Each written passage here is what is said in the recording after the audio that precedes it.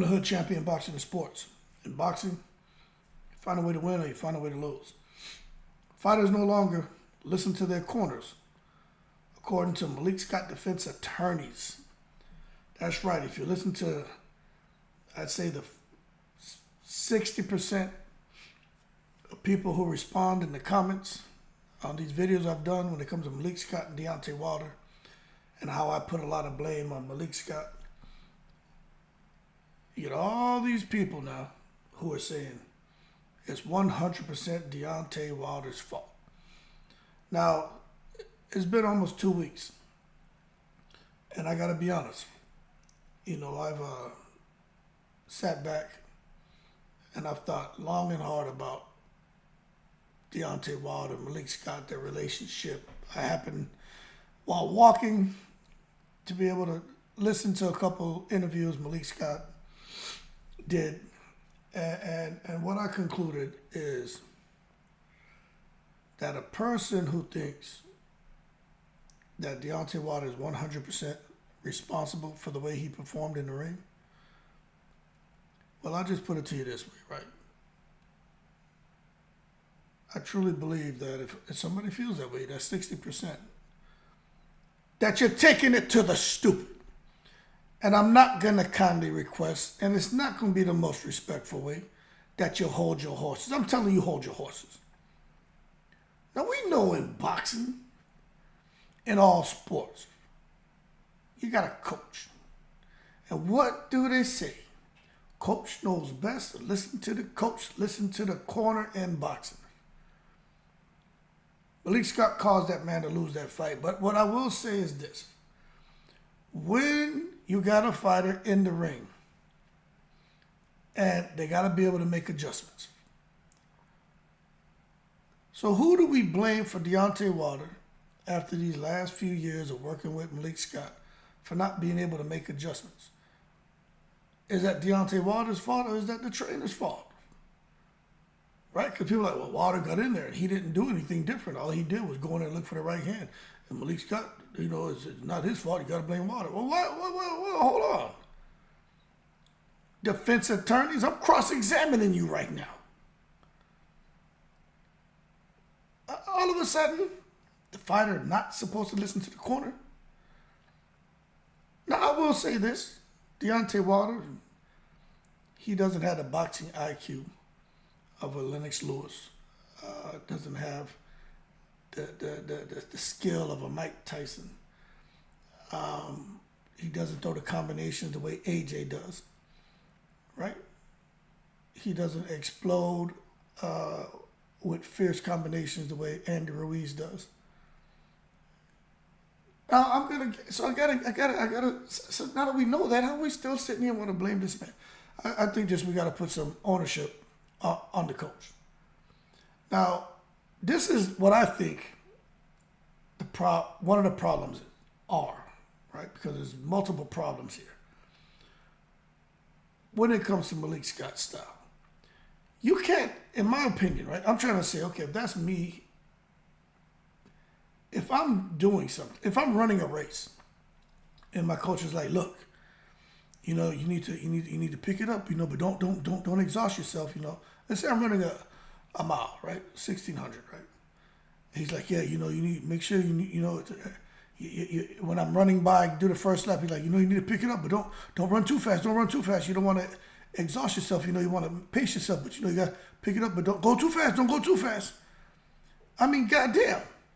It's either you want me to pick it up or you want me to just lay down and just roll over and just quit the goddamn race. Like, you can't convey a message to somebody with you saying one thing, but your energy is saying something else. Now, Malik Scott telling Wilder, look, all right, we need you to throw the jab, kind of get a little bit more active, but make sure pace yourself. Remember, don't you want to just pick it up. You got to pick it up, but be patient. Why you tell a fighter to pick it up but be patient?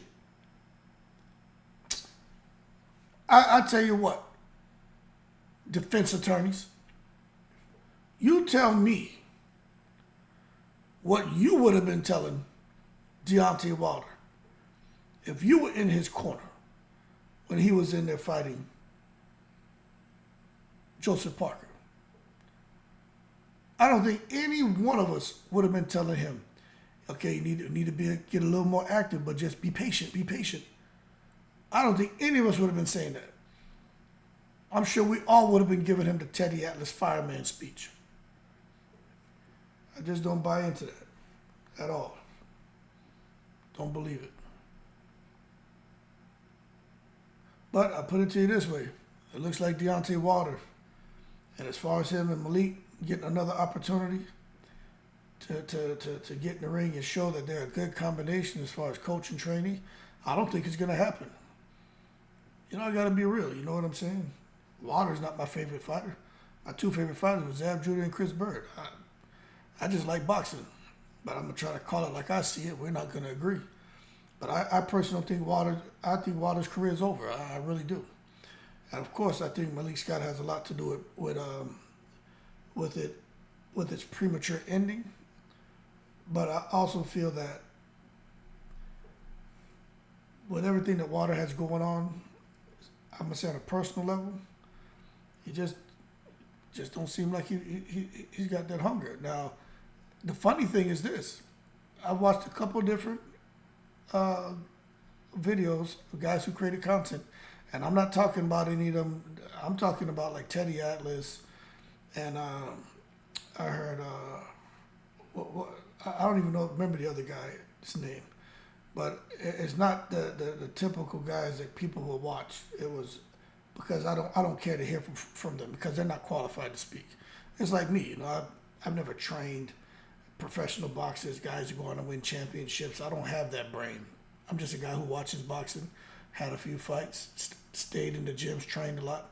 So I have an understanding of the sport, but to be able to break things down, like a Floyd Mayweather Sr., like a Teddy Atlas, like Robert Garcia, you know, those are guys with different brains. So when Teddy Atlas, he was saying something that I found a bit, you know, alarming. Something along the lines, and I'm paraphrasing, right? He likes the maturity of Wilder, but he kind of still liked the old Wilder, even though he didn't like listening to a lot of things he was saying and a lot of his actions. He just preferred the old Wilder in the ring, and this is, and I just think that's unfair, because normally, if a person is making a change, right? And it starts with the mind. It doesn't just, it's not something that they can just do only for like boxing, only for their personal life. You know, that's something that is going to affect everything that they do.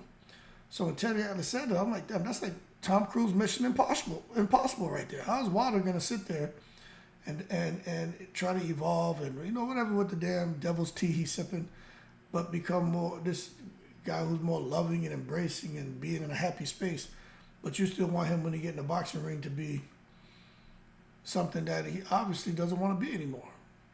I mean, Wilder was catching all kind of flack about the bomb squad and I'll beat Mike Tyson. I want to get a body on my record. So now he's out here, man, you know, sipping the devil's tea, which I don't agree with. And just want to love and hug everybody and spoon everybody and shit.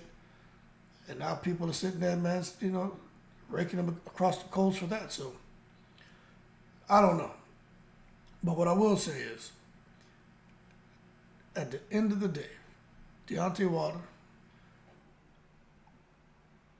his corner, I think there's some mutual blame deserved here.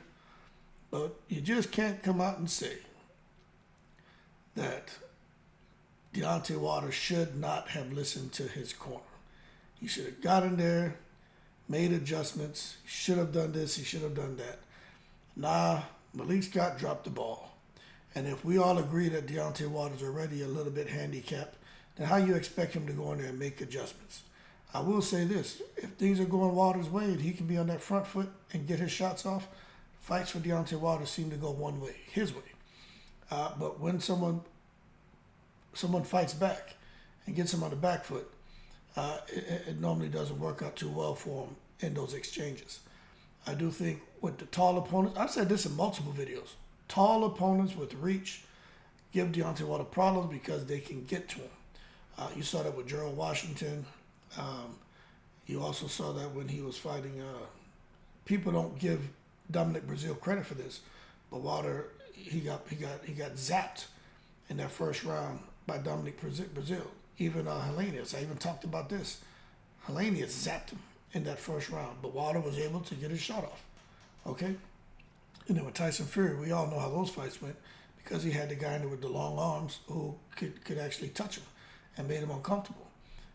And the same thing this past weekend where the guy didn't necessarily have longer arms, but Wilder just...